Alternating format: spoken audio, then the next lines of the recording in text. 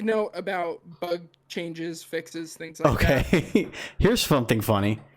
I hit start streaming instead of recording. Oh, we are live. No. I shut it off. Okay. I shut it off. We gotta start over. That's awesome. Oh my god, I'm not used to the button being the top one. Recording's usually on the top. Yeah. That's great. Oh, Miss Envy called me, and then everyone texted me. So yeah. You're like, Steve? You're live. I'm like, oh shit. That's great. Anyway, hello everybody. Welcome to Faction Wars, a New World podcast. Hey Taylor, how are you? Hi, Steve. No technical difficulties here. Definitely. Oh no, I'm leaving that other part in. Like that other part. Perfect. Yeah, the I was just live part that's staying in, so we could just roll with the punches. This is what this is. This is dual screens. This is how we do things. This is wonderful. This is wonderful. Welcome to Faction Wars, everyone. Okay, so how much did we get? Was it just the literally nothing? So okay. So yes, the show is late, as you could tell this week. We had a lot of personal things go up. Joe's got a bunch of his wife with the teeth and all that stuff, need emergency stuff. He's got to be super dad. Your kids were under the weather, so we're recording this like really late. We're recording this on Sunday night. And the last thing you were getting into before I realized we were live and not recording, was in true Faction Wars fashion, something happened after last week's show. Yeah, this has happened 3 or 4 times now, so I'm starting to think that Amazon Game Studios is doing it intentionally to spite us. But the day after the show went up last week, they put out the patch notes and the blog post for the January PTR. We had absolutely no news to go over on the last show. And literally 24 hours later, they're like, oh, here's this giant news dump of all the stuff that's going to be coming out this month. Like, oh, man. So, but we'll be going over that today, talking about the recent patch as well. Last week's show was good, too. Like, I enjoyed your back and forth with Joby, as I like to call him. That was very good. I've started to find that those shows where we don't have like big patch notes to go through are starting to become some of my favorites because we can just talk about the dumb shit that we do in this game. Yeah. And it's really fun. And the dumb shit others do in this game. Yeah, exactly. Speaking of dumb shit, before we jump in, I was playing with Joe the other day, and I was just fighting mobs. I was mining for resources and stuff. Yeah. And there was this mob that spawns on a star metal node up in Morningdale. It's like the corrupted miners, and so they're mining it. And the star metal node had been mined by someone who came running through before, and so they were just mining nothing, of course. So I go up, I start fighting them or whatever, but then the star metal node respawns while I'm fighting these guys, and they don't know what to do because I'm now hidden inside the star metal node. Oh no. Like I was standing on top of it. And so they just stop fighting and immediately go back to their normal, idle animation where they're mining the star metal node. And I was like, weird. What am I going to do? I mean, obviously I could fast travel around stuck or whatever, but I'm like, I want to mine these resources. And so the mine prompt wasn't popping up.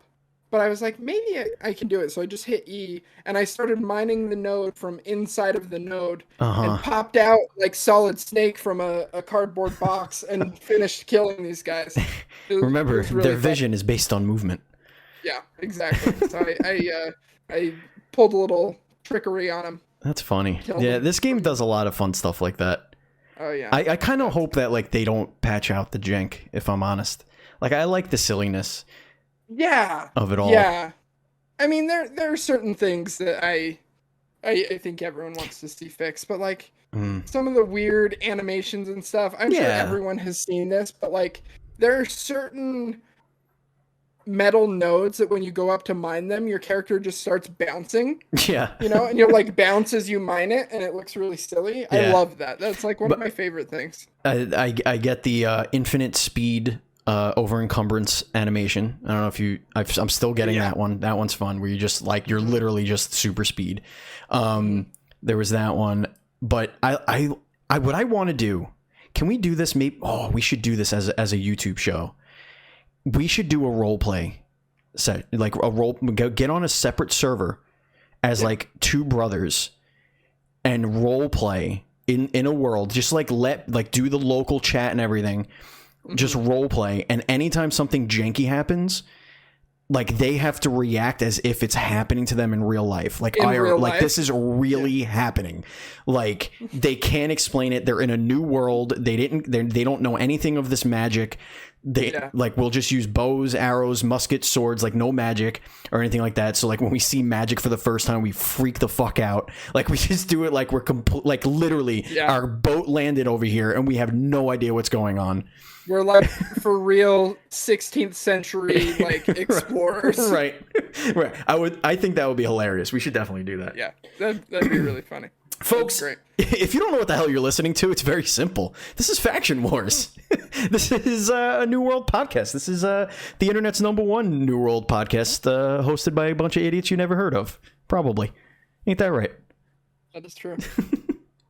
Faction Wars, we post every single week on YouTube, as well as the podcast listening device of your choice. Yeah, whatever service you use, we're on there pretty much. If we're not, let us know. We'll investigate it. I did put us in for pretty much everything. I think there's one that's being a pain in the ass. I forget which one. It's not iHeartRadio. It's Pandora is being a pain in the ass. I didn't even know Pandora had podcasts. I don't even know if I didn't even know Pandora was still around, which might be why I'm having difficulty because nothing works. Every email that you're supposed to get like one of those, hey, check your email for the verification, like nothing ever comes through. It's like, all right, whatever. So I mean, it's Pandora. I'm not worried about it. Surprisingly, all of the people that actually worked at Pandora left in 2011. And it's just like the machines are still running kind of a thing. Yeah. Was Pandora the one that started as... No, that was Shazam, right? The one that started as like a... What's this song app? Yeah, that was Shazam. Pandora was the one where they would curate the music for you. Right, so you would like that was the choose first an artist or a song or an album or something that you liked, and they would say, okay, based off of that, we think you'll like this, and then you like thumb it up or down. Yeah, I remember that. And that's basically Spotify now. Yeah. Spotify does. They all do that, really. All right, cool. Yeah, the tangent. We don't have time for tangents, Taylor. I know. We're running behind already. Shit's going on here. For those of you that are listening on iTunes especially, though, if you could leave us a review, that would be very, very helpful for us. iTunes has recently changed the way they do reviews, too.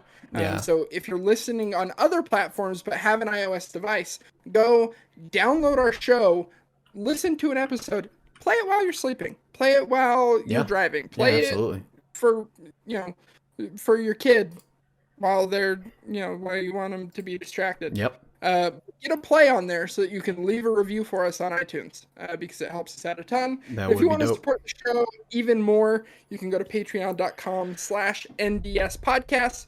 Just like our Patreon producers, Colton, the Apprentice Nestler, FNH Paul, and Vegas Girl on Fire.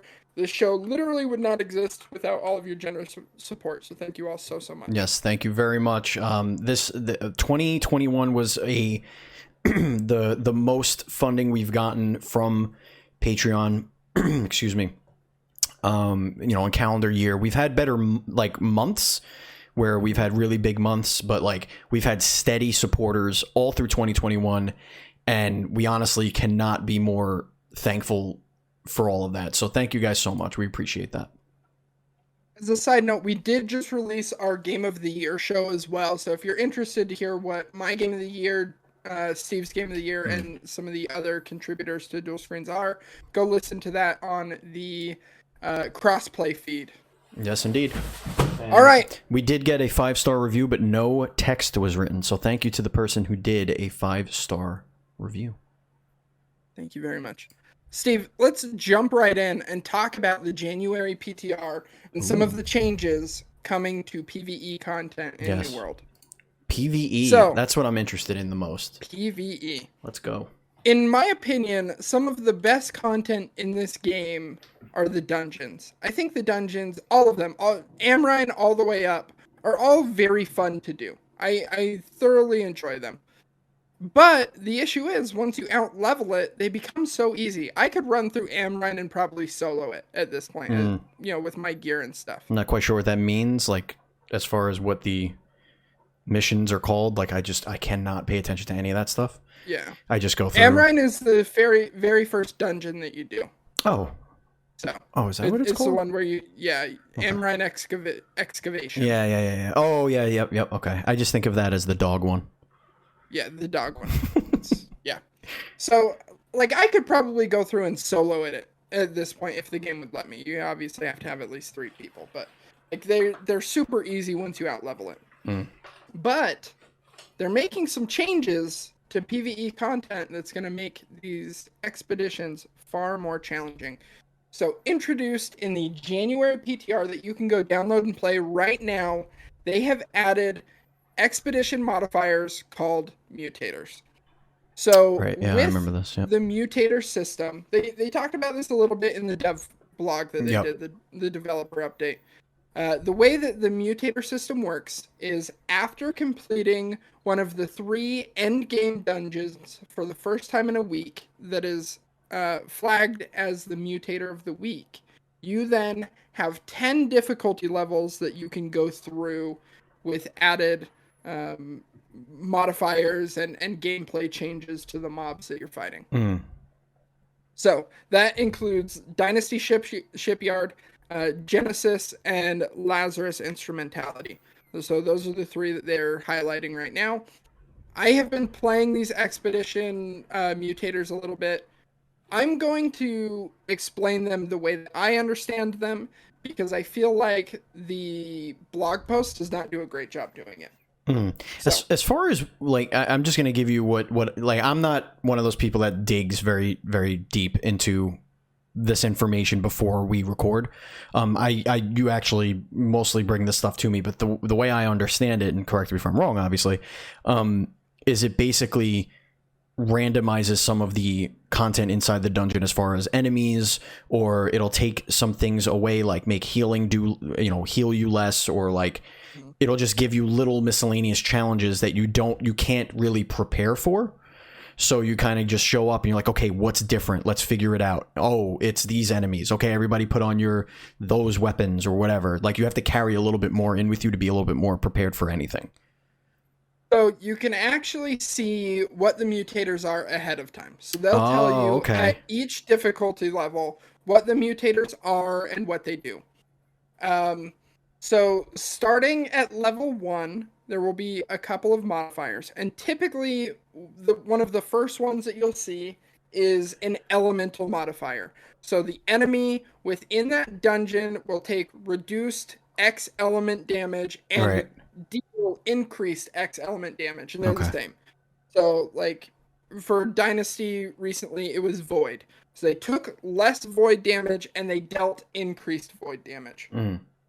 So that's one of the first ones that they do. As you get into higher difficulties of these mutators, they also add interesting mechanics that you don't normally have to deal with, that you've never had to deal with before.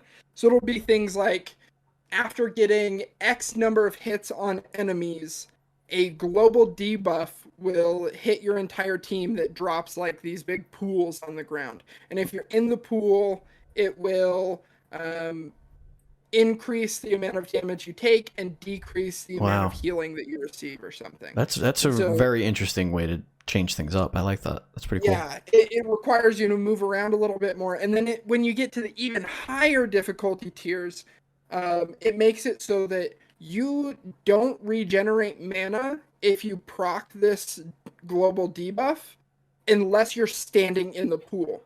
So it then adds a little bit of risk and reward, and you have to decide, well, is it even worth running in this with mages? Like, Right. Obviously, we have to have a healer, so our healer's going to have to stand in here. So maybe it'll be good to run like a main tank and an off tank to make sure that all of the aggro is staying away from our healer so that they can regen mana while they're standing in these pools and stuff. Right. Because if they get hit, they're going to take a ton of damage, kind of a thing. It's almost like they took like mechanics from excuse me, like mechanics that were maybe like, it kind of feels like a little bit more like a Final Fantasy 14 boss fight, or like a World of Warcraft boss fight, like those enemies that, okay, he's spawning those pools, everybody move, left, whatever, here comes these other things, ranged stack, and like all the ranged people go in there and stack. Like, it seems like they're taking those very similar, or those very popular, I should say, MMO style boss fights and battles, and like kind of bringing it into what they already established, instead of making new dungeons, new bosses, and new content like that. They're kind of augmenting these while they work on, further expansions, I would assume. Yeah. And so far in the couple that I've ran, they definitely feel more difficult. It feels like a real challenge. Like, you're gonna have to have the best of the best gear. You're gonna have to have gear that makes it so that you take less damage versus certain types of enemies. Make sure that you have your right trophies, honing stones, weapon coatings, like everything that you can to give you an advantage in these fights, because they're tough. Even at the lower difficulty levels, if you're not prepared going in, they're gonna punch you in the face. Punch you right in the face. Yeah. Okay, cool. The first couple don't feel too much more difficult, but once you get up to like even 3 or 4, you're like, okay, yeah, I can really feel the uptick here. So let's talk about the way that you progress in these. Because the progression is a system that I think is personally really cool. It combines kind of that like score chasing factor of arcade games, like chasing the high score. They have 3 different medals that you can get: bronze, silver, and gold. Bronze medal is essentially a participation trophy. Like, everyone will get a bronze, even if you end up with like negative 10,000 points or whatever. All right. Well, at least it's something. You have to hit at least silver to be able to advance to the next difficulty. And if you hit gold, then your rewards for that tier will be increased. And the rewards are important. We'll get to that in a minute. And there are a bunch of different factors that go into your score modifier.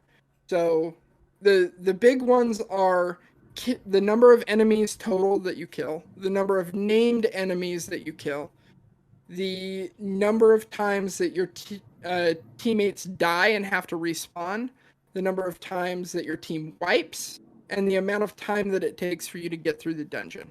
So those are kind of the big factors that go into your score and your multiplier at the end.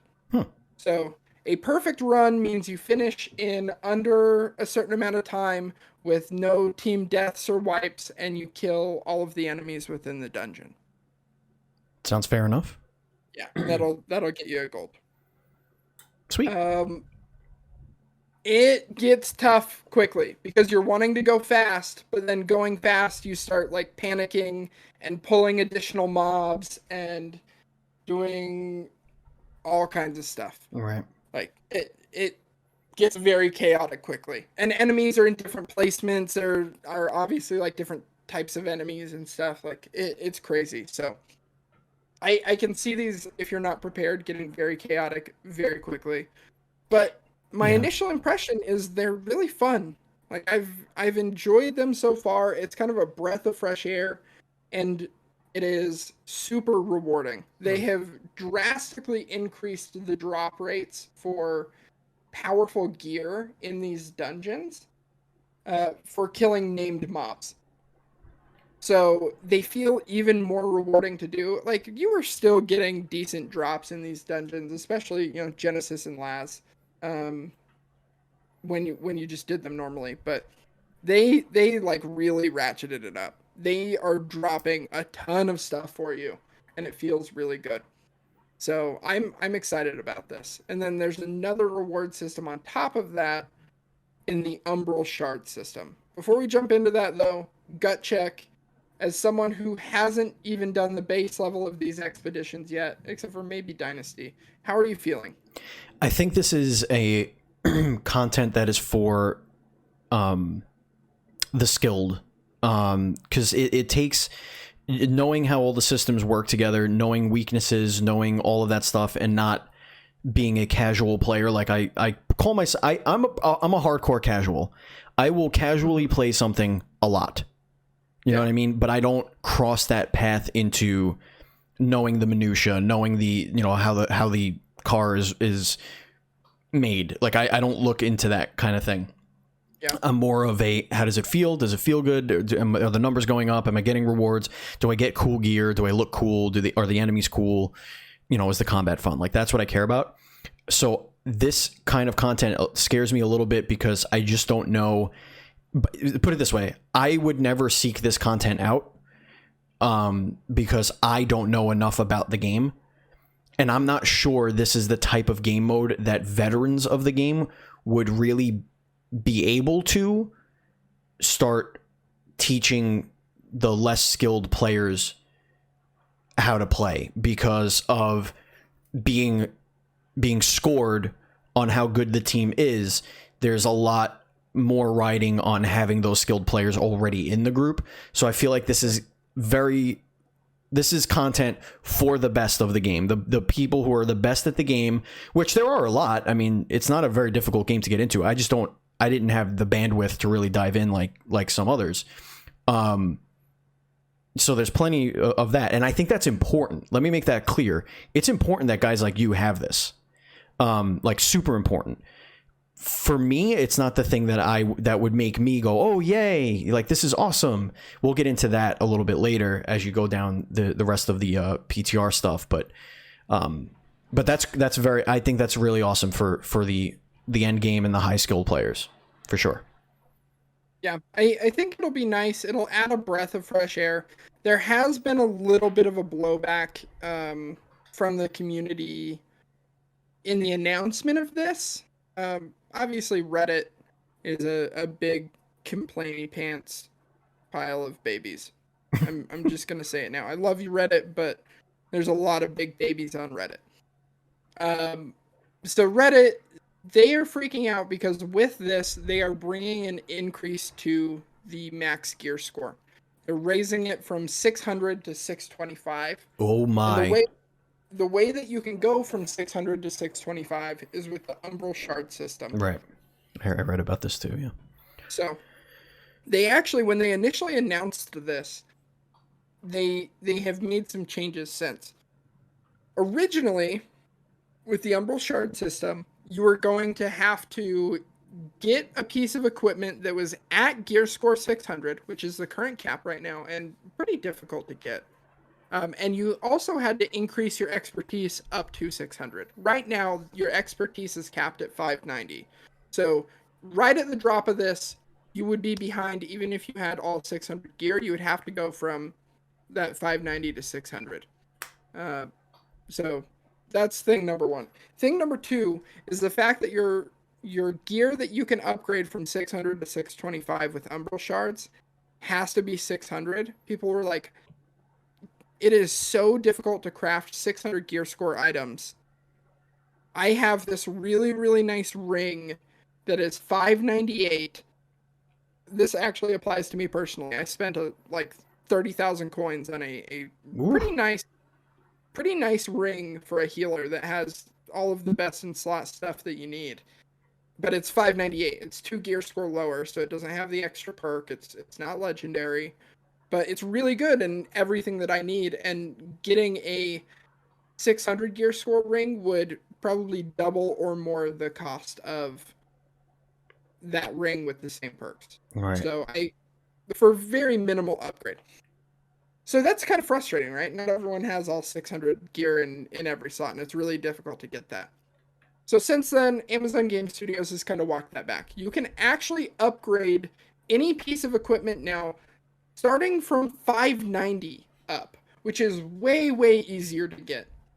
Like, significantly easier. Huh. So you can then bump those pieces as low as 590 up to 600 with a small amount of Umbral Shards. And And people are then, complaining about that? no, people were Oh. complaining that it was just the 600 gear score stuff, and they actually Oh, changed it oh, and they because of changed it. that. Okay. Well, yeah, Yeah. that makes sense. I was gonna say, like, you know, from the outside looking in, because I'm not the consumer of that content just yet. From the outside looking in, it's like everybody who grinds and does this calls it a grind because it's a grind. Grind isn't always a good thing.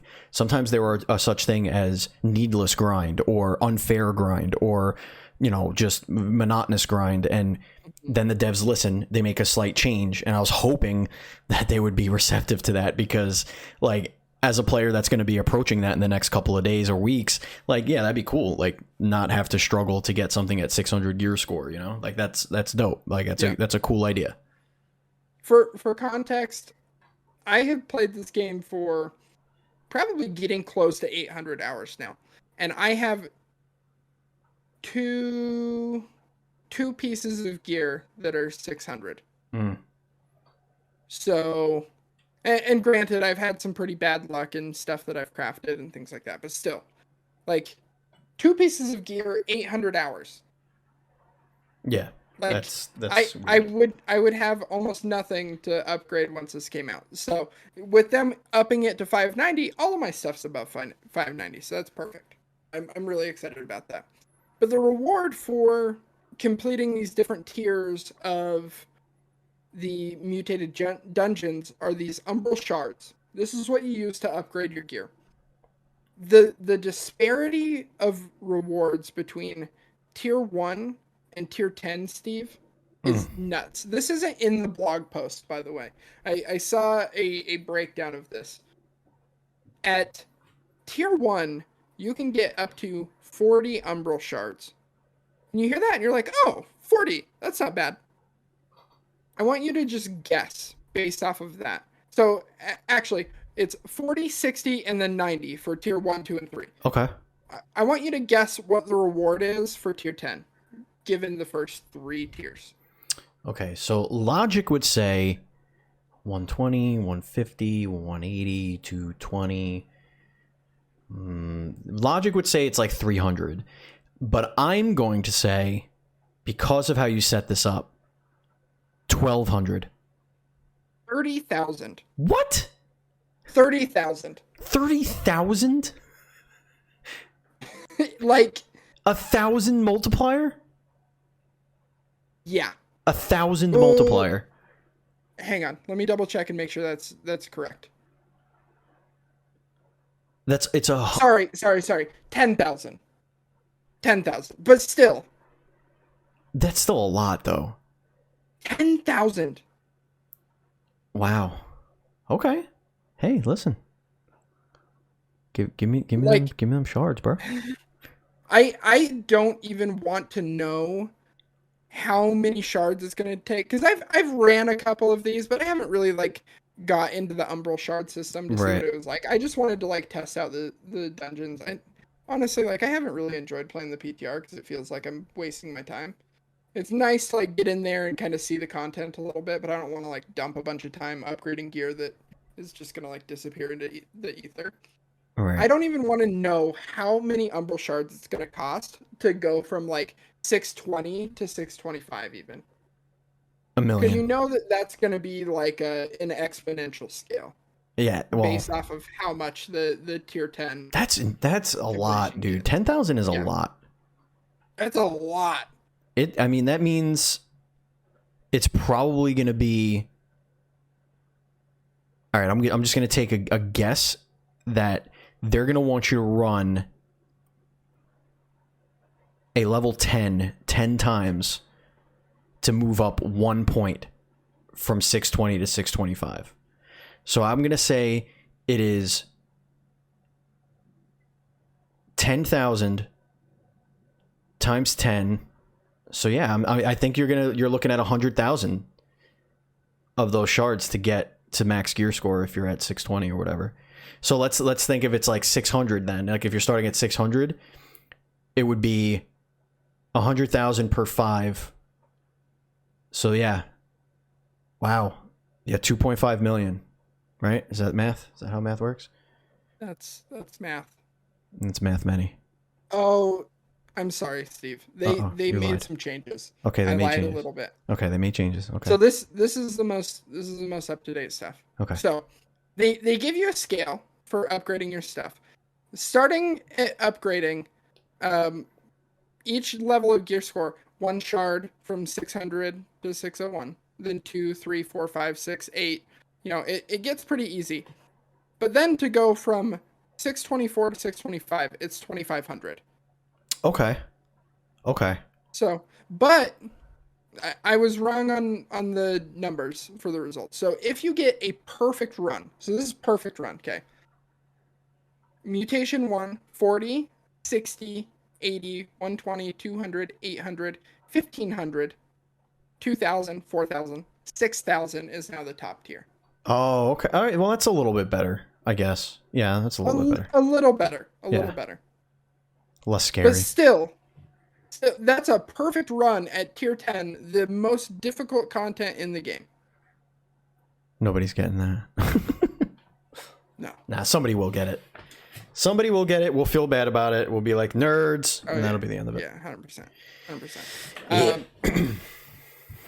But yeah, that jump even still from Mutation 1 to Mutation 10. 40 to 6,000. Wow.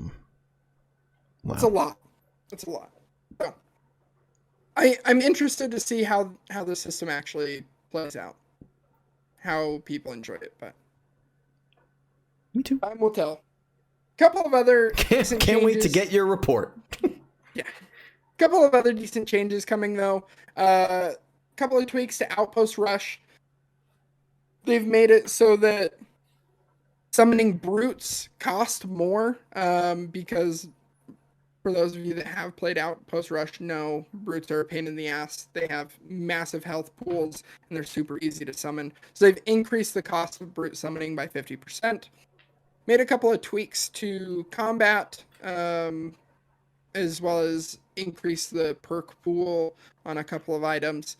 They have decreased the fast travel cost by a pretty significant amount, which means there's going to be even more Azoth out in the world. They also slightly nerfed the aptitude crates. So you're going to be receiving a few less bottles of Azoth from your aptitude upgrades, which is fine. Yeah, you were hoarding that shit. I wasn't even hoarding it, Steve. Like, I use it a lot. I fast travel everywhere I go. I don't care how much I weigh. Like, if I see a fast travel that costs 400 Azoth, I'm like, yeah, fuck it, whatever. And then I just spam click my bottles. I still have 220 bottles of Azoth now. Because I just get so many from all of these aptitude crates. That's awesome. To put it in perspective, I would get, in a given day, probably 4 or 5 aptitude crates a day. If I go out on like a gathering run or something and am also working on like refining and crafting, right, I'll probably get 4 or 5 a day. Across those 4 or 5, I would probably get 30, 35 bottles of Azoth, and each of them are worth 50 Azoth. Like, they just stack up so fast. So they've reduced the number that you get per cache by 1 to 2, and they've also removed them from the first cache in the wheel. So that should help balance it out a little bit, even though the cost for fast traveling has been decreased. So those are the big things that they highlight in this update. There was also some patch notes for the PTR. I really don't feel like going into the patch notes. Yeah, I mean, unless there's anything that really jumps out at you, we don't have to do that. Yeah, it just, I don't know. It's not worth it. The other big thing that they don't highlight here, though, that I think is important for those of you that are crafting dungeon keys, is they have now made the corrupted slivers and all of their larger permutations tradable, which means that you don't have to farm portals by yourself, or you can farm portals with your company, and if you are the key crafter, they can then funnel you those resources. See, that's nice. Yeah, that's good. those used to be bind on pickup, and so you couldn't share them or anything. So Mm. if you were crafting keys, you had to go out and do it personally.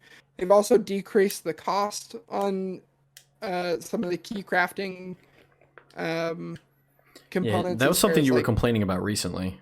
yeah, it just takes so many motes. So they decrease the amount of elemental motes you need. They decrease the number of unique items that you need to craft these keys. They've kind of smoothed that out a little bit to make it easier. They made it so that you can now craft 2 Lazarus keys per week instead of 1. They also made it so that you can buy 1 Lazarus key and 1 Genesis key from your faction vendor. So there will be a bunch more keys being injected into the economy now, and it will make it so that more and more people can run these dungeons. I I wish we don't could think get one of it's the devs on the show, because I want to know like what the logic is behind making your higher end content after characters finish the story, after they're fully leveled up. Like, why did they make it out the gate so prohibitive to do that content?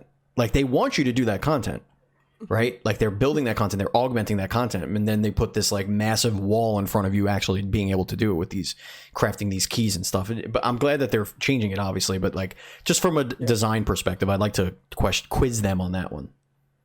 Yeah, a lot of things in this game at the end game are all stuck behind time gates.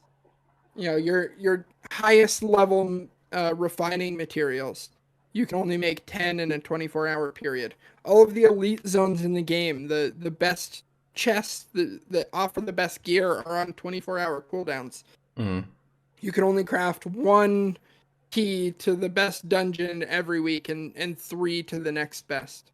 Like, it's all stuck behind time gates, and it's kind of frustrating. You know, even the gypsum system that's been out for about a month now, those are all on 24-hour cooldowns too. Everything is just about managing cooldowns, and there's not a global cooldown and like weekly reset timer. So all of your shit is on like different cooldowns, and you have to remember when you ran what things so that you're not running it without getting rewards and stuff. Like, it's frustrating. You know, I would love to see them change that. I wonder if that was a way to encourage companies. Like, you could solo, sure, but we want you to get in a company that can do these runs together. If you're in a company and you have a core group of 5 of you, you could do these things 5 times if you really want to. Mm-hmm. I don't know, maybe that was the design philosophy behind it. Yeah, it could be. But either way, hopefully we can see some changes to that soon. The other small piece of news that we have is this week they recently released patch 1.2.2. Couple of small fixes here. One, they made it so that tier 3 of the crafting aptitude specifically, so that's like your jewel crafting, your furnishing, things like that, are more rewarding. They wanted to give larger quantities of those, and they wanted to make it so that you could make more at once. Because people were running into this bug that like saved up, let's say like cooking, for example. They saved up a bunch of materials and they craft 10,000 meals at once or whatever. But the game was bugged to where they could only gain 3 full rings of aptitude at a time, and then all of the experience after that didn't count. And so they wasted thousands of gold worth of materials because of that. Yeah. So they fixed that issue. They removed a couple of I'm trying to understand this. They said they were work in progress quest lines that were missing some aspects, notably the rewards. So there are 5 quests that they just took out of the game that were in the game previously. Okay. It seems like something that should be worked out in a PTR. But, yeah. I don't know. You know, a little bit weird. When it comes to the quests, I had this little idea. You know how you could toggle PvP on, and now you can choose, which I guess, level of these mutation dungeon shits you're gonna do. Yeah. You know, to make things more difficult for yourself. What if there was a mode where you can toggle that will make all of the quests that you're doing your level? It'll scale with you, only you, whatever. It'll always be your exact level. You won't be more powerful, you won't be less powerful, so that you, anytime you feel like doing it, you'll get appropriate experience points, appropriate gear, all that fun stuff. But only like the main quest, or like maybe the main quest and like your what are they called, the skill quests or something like that, like that. All that stuff will scale with you, so that when you do decide to do it, it's not a waste of time because you're doing level 14 quests at level 52. Fishing quest. I don't know, that was just an idea that I had, like you could turn it on like level scaling for mission for main line story quests. I thought that would be a pretty cool idea. Yeah, that would then mean that those story quests would need to be instanced instead of just being like open world, though, which I think could cause some issues because a lot of their bugs stem from coming in and out of instanced content. Well, I mean, less, like the enemies could still be like lesser, I guess, but like, or maybe maybe it fakes it where it scales you down or something like that, but like behind the scenes. But then when the rewards come, they're for your level. You know what I mean? Sense. Like something like Under the Hood, where it works, where like, don't worry, it's going to be fun, it's going to be challenging. You know, you're not wasting your time. You know, I mean, not to say that it's not, like, if I'm level 50 something, 53, 54, 55, something like that. When I run through a level 30, 35 mob, I could get my ass kicked. Sure. Like if there's like 6 or 7 of them, it could be tough. So it's not like it's a walk in the park, but like the gear isn't worth it. You know, when you out level your missions, it's like, I don't want to do this, but whatever, I guess I have to, because honestly, the gear is just not worth it. Yeah. Yeah, I totally agree, and especially now that I'm end game, so that XP doesn't even matter. It's like there's no point in me going and cleaning up some of these side quests and stuff that I still do it just because like it's fun, and a lot of times they'll offer a decent amount of coin, but the amount of time that it takes to do some of these or where I'm at in the game is just like not worth it. That fishing quest was fucking horse shit. Sending me all over the map. It gets worse, Steve. There's one step in that quest line where it's like, all right, now just get to fishing level 100. And at that point, if you're just doing that quest line as your sole amount of fishing, you're like, I'm at level 36. What the fuck do you mean get to fishing level 100? Like, it just... The best way to do it, and this is a hot tip if you're interested, the best way to do it is to literally hotspot hop.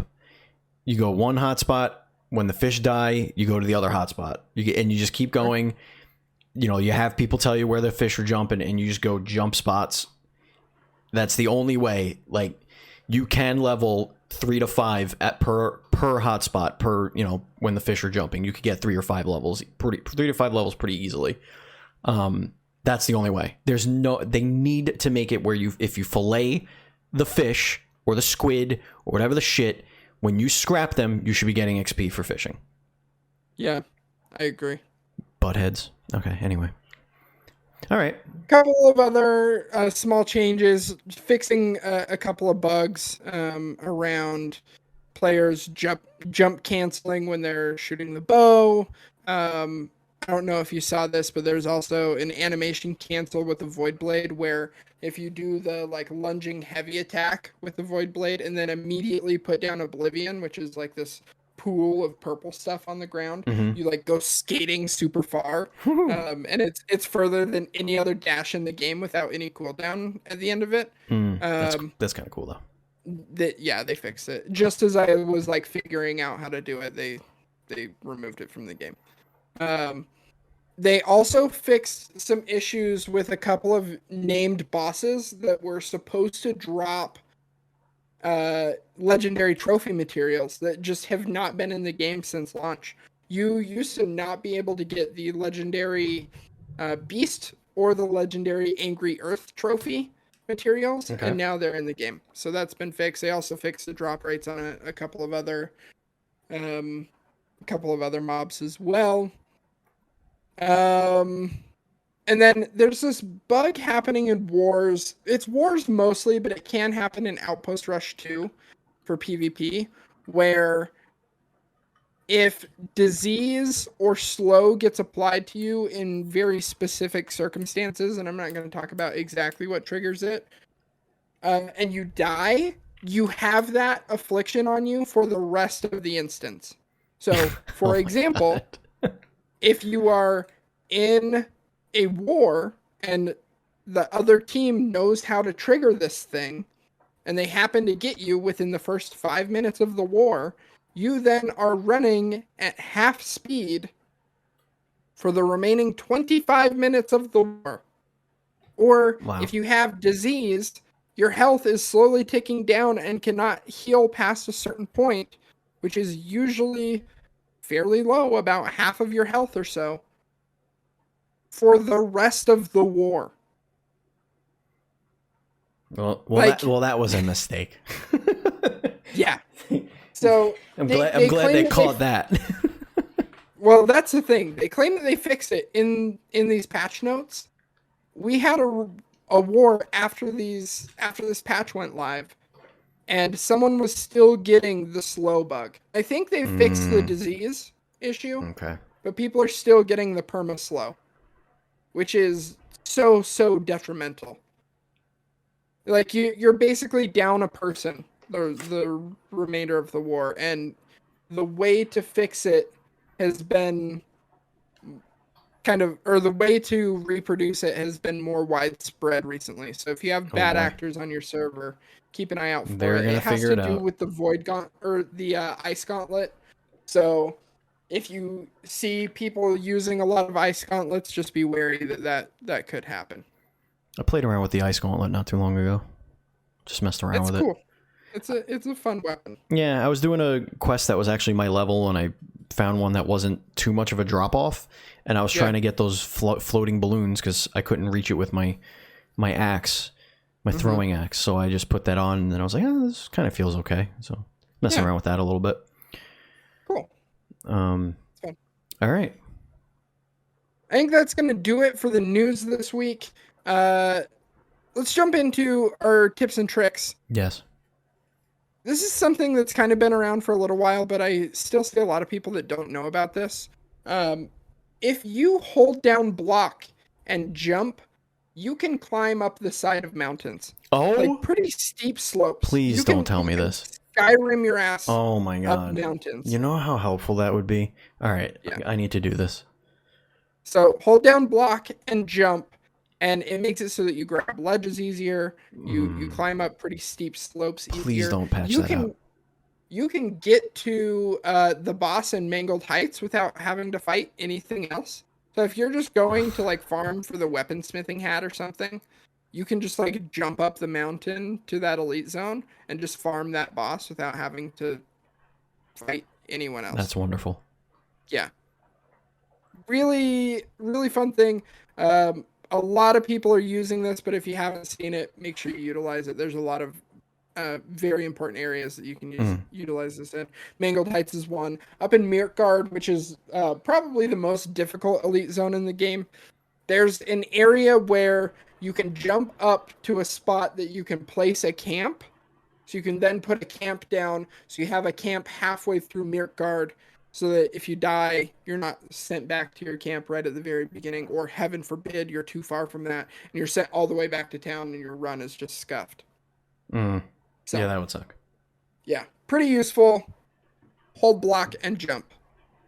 All right, Steve, let's talk about the weapon of the week, and then we are going to get out of here. Indeed, and this one I have stuff written down. This came to me today when I was thinking about everything. Usually I improvise this. Week one, I had an idea already. Every other time I did this was improvised. So this one comes from the east, the far east, or the far west, depending on where you're traveling from. I have the idea for a katana. Okay. AKA the samurai sword. Now, I know what you're saying. Oh man, not another blade, just a sword? Nay. My idea has the two trees, one being the samurai, the tree of the way of the samurai, and the other one is the way of the Bushido. Okay. And the samurai is all about blocking counters, and dealing massive counter damage, like off of your blocks and your parries. Kind of like Sekiro's gameplay. Right, exactly. Okay. But you have the defensive capabilities. You have like shoulder thrust and stuff like that. So you're kind of basically having one side of your tree be a mix of the two trees from Sword and Shield. Sure. So you have like a little bit of that in there. And then the Bushido is all about stealth and positioning. So the Bushido is all about rolling, getting behind your opponent, and dealing massive damage in those kinds of things. So it's a little bit like the rapier. Okay. So it makes your stance a little bit like those come from a different stance. So think Ghost of Tsushima, where this sword is up over his head and just does like wild stabs and whatever. Like that's more fluid, like the water one. So like those attacks look more fluid, and it's more about getting behind and dodging and not getting hit, whereas the samurai is about standing in front of your opponent, being patient and waiting for them to attack and parrying and dealing massive damage, and stuff like that. So those are my ideas for that. Like one would be, I guess, what is it, Grit, I believe? Yeah. That's the one that gives you boosts to defense. Is that Grit? I forget which one. Grit makes it so that you can't be like staggered out of an attack animation. Right, like Grit is like the perfect for the samurai, right? Like standing your ground, waiting for your opponent to make his move, and then boom, you strike. Yep. That's what I think of with that, and that'll be like your classic two-hand on the sword stance, sword in front of you, kind of thing. Whereas the Bushido is more like, here's my sword, I have it above my head, just with one arm out, just kind of waiting for you to make, you make a move, and then I'll just dodge and roll behind you and give a quick stab, deal bleeding damage. Lots of bleeding would be like part of that. So not a ton of damage, like death by 1,000 cuts kind of a exactly death Get by a couple 1,000 of quick cuts. hits in and then roll away. Yep, roll away. Maybe the Bushido comes with like a smoke ability, where you kind of throw smoke at your feet to kind of, and it'll give them like, I don't know if there is blind, right? I think there's something like that. That's like a status effect, but like something like that for like momentarily, so you could roll out of the way, get in a different position, because it's all about positioning. You deal more damage and more critical damage from behind or from advantageous positioning. And then like you could have the samurai be more, again, about defense and heavy hitting, dealing that one massive blow. That's kind of how I envision that one. So that was my idea. All right, sign me up. You've had a lot of really good recommendations here. Big fan of these recs. Let's get them done, man. Let's get them done. You could add all new armor too. Like you could add a whole samurai set of armor, like super light. Yeah, like you could take those influences. Or extra heavy. Yeah. Yeah. Hell yeah. All right, go ahead, do your outro. Well, thank you all so much for listening to Faction Wars this week. Please subscribe to the YouTube channel, leave us a like, comment. If you're listening on a podcast service, thank you so much, first and foremost. If you're listening on iTunes, make sure you leave us a review. It means a lot, helps us out a ton. We will be back in just a few short days for episode 11. Until next time, keep swinging that samurai sword. Shing.